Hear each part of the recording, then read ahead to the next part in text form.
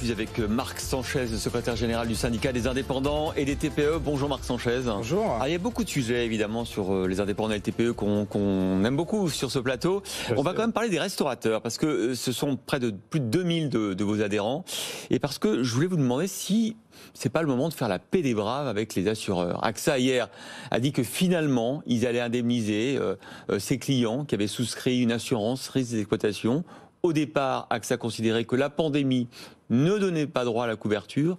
Il y a eu des procès, que AXA a gagné certains procès, on a perdu d'autres. Elle dit bon, allez, on arrête tout, on indemnise tout le monde, en tout cas les restaurateurs, 15 000.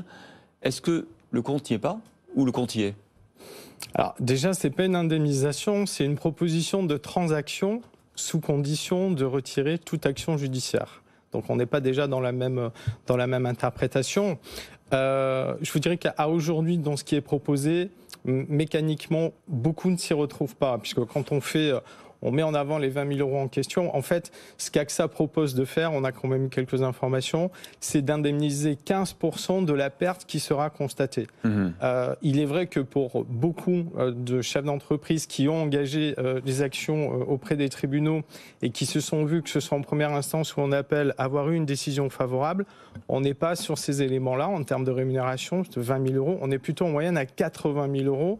Et grosso modo, sur les 1500 procès qui ont été engagés contre la compagnie à aujourd'hui, on se retrouve à peu près avec 80% aujourd'hui de décisions favorables aux chefs d'entreprise ou aux organisations patronales dont la nôtre. Donc ce que je veux dire par là, c'est que oui, effectivement, un bon accord vaut mieux qu'un mauvais procès, mais en l'occurrence, je pense qu'il va falloir, on va dire, aller un petit peu plus loin dans les discussions avec cette compagnie, d'autant qu'il n'y a pas qu'elle qui est concernée par ailleurs. Il faut savoir que c'est 46 000 contrats aujourd'hui de perte d'exploitation qui sont à peu près dans ce même trend-là, et qu'il est nécessaire aujourd'hui effectivement non pas de faire table rase, mais d'aller plus loin, on va dire. C'est un premier pas, voilà. Ouais, c'est ça. Ce que vous nous dites, Marc Sanchez, ce matin, c'est intéressant, c'est qu'on n'est pas contre une transaction globale, mais peut-être qu'on peut rediscuter dans les jours prochains du niveau de cette indemnisation.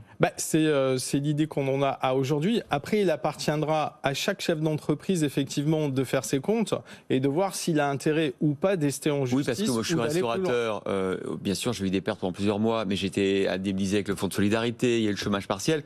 Je peux dire, 20 000 € en plus, ça me permet peut-être quand même de quelque part d'avoir un bilan qui n'est pas trop mauvais. Alors je précise un point, l'action qui est menée aujourd'hui par le SDI et notre avocat, Maître Axil, ça concerne le premier confinement. Sur le premier confinement, on était à 1 500 €. C'est vrai, pour le fonds de solidarité. Exactement. Donc la perte qui a été constituée sur cette période-là, elle n'est pas récupérable, c'est de celle-ci dont on parle. Donc effectivement, 20 000 €, c'est pour certains chefs d'entreprise assez peu. Là où ça peut être intéressant, c'est que quand nous avons engagé cette action collective au niveau du SDI, on avait vocation justement à tracer une voie judiciaire pour permettre à tous les chefs d'entreprise qui se sont vus quand même il y a un an objecter un refus net et précis de la part de la compagnie.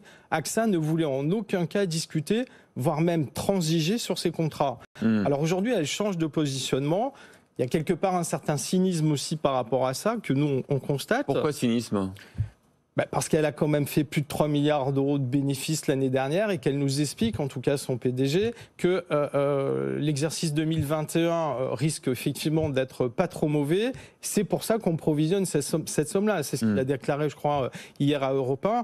Donc on va dire, on fait un peu des bénéfices, donc quelque part on va essayer de transiger, non pas par pur humanisme, parce qu'aujourd'hui effectivement d'un point de vue judiciaire, l'affaire part plutôt mal, quoi.